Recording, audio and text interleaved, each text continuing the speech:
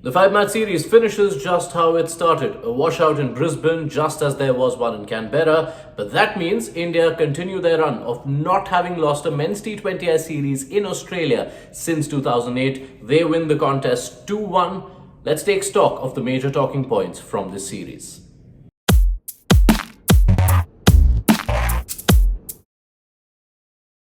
Sanju Samson was pushed up to number 3 at MCG. He failed there and then he saw himself pushed out of the side come Hobart, where Jitesh Sharma aided India's finish with an unbeaten 22 of 13 balls. Now, what do the raw numbers tell us? Samson, since he moved down the order after Shubman Gill's return to the side at the Asia Cup, has actually only batted 5 times. He didn't get to bat a lot at the Asia Cup, remember. 2 of those innings have been at number 3, 3 of them have been at number 5, and he's made just over 100 runs at a strike rate just above 120. Jitesh, of course, is known for his suitability to a middle order finisher role. He was among the best batters in the second half of the innings in IPL 2025. His last 10 over tally was 200 plus runs at a strike rate touching 200, figures that were bettered only by Shreyas Iyer and Nicholas Pooran in that season. Of course, there's nothing to say that India have made their mind up about this call, but it will now be really interesting who dons the wicket-keeping gloves and, more importantly, that finisher middle order role come the 5-match series against South Africa, because India are now left with only 10 games before the next World Cup. The wicketkeeper shifting down the order was, of course, a function of Shubman Gill being reinstated into the Indian setup, and it's now been 12 innings for him since his return at the Asia Cup. If you look at these 5 in Australia, it's a curious series for him, because there were 2 times where he looked supremely good, and both those knocks were cut short by rain. He was 37 not out of 20 in the opening game, he was 29 not out of 16 in the last game. Both times rain stopped him. But then he also had some outings where he struggled. In particular, the 4th one in Gold Coast, where he really lacked for fluency in a 39 ball 46. All told, the sample of 12 games sees him return with a strike rate of just over 140, which reads well, but is definitely lesser than what India have been accustomed to from their openers in the last year or so. He will, of course, always feel the pressure of a Sanju Samson waiting in the wings, of someone like Yashasvi Jaiswal not in the squad. He has the backing of the side, he is the vice captain of this side, but Gill will want a statement series against South Africa. Now, the all-rounders are more than just bits and pieces that piece together India's T20I puzzle. Let's take stock of how the 3 primary ones featured in this series. Akshar Patel, of course, is one half of India's T20 cheat code along with Hardik Pandya. This was a series where Pandya was missing. Akshar proved his value, especially in what proved to be that decisive 4th T20I.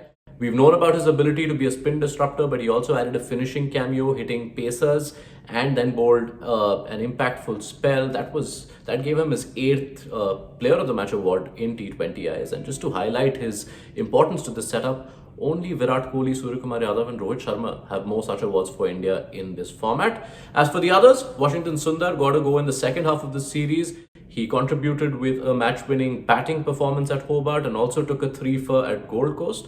So he's shown his worth. While it might be tough for him to find a place at times where India play at home with Kuldeep and Varun included in the 11s. And then there was Shivam Dube, who chipped in with the ball. He took a 2-for at Gold Coast, which was vital. He also took a wicket earlier on in the series, got to bowl a bit more with no Hardik Pandya and no Nitish Reddy. So the all-rounders, they continue to make the noise. This think tank has been quite clear that the only batting positions that are set in India's T20I card are the openers. And this series, they went on to exhibit that. Because let's go sequentially. India's number 3 in the series, Surya, Samson, Surya, Dube. At number 4, Surya, Tilak, Surya. At number 5, Tilak, Akshar, Tilak. At number 6, Akshar, Washington, Jitesh. At number 7, Harshit Rana, Jitesh Sharma and Washington Sundar. So that's a lot of chopping and changing for what were only 3 completed games and 5 batting efforts in all. Make of that what you will. At one level, it exhibits India's flexibility, which is imperative for a T20 middle order. What India will hope is that they are also somewhere certain of what their best batting order is in this format. We'll get more signs of the same in the 5-match series coming up next against South Africa.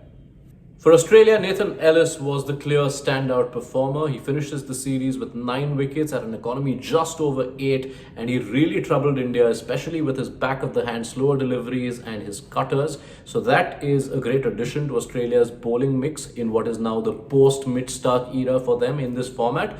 Josh Hazlewood is as good as he was. He only played one completed game, and he was the player of that game, 3 for 13 in his 4 overs at the MCG. Tim David had one knock of great note in that game at Hobart where he smashed 74 of 38. He's been their best batter in the last year or so, and he'd be happy to have a knock against the world number 1 side. But perhaps the one area where Australia might have wanted more, they have quite a sizable pool of batters in particular who are auditioning to make the cut for next year's World Cup. And among them, you look at Matthew Short, you look at Josh Inglis, who returned to the side after injury. Mitch Owen played a couple of games, and Josh Philippi played one game, and none of them were really able to make a huge mark.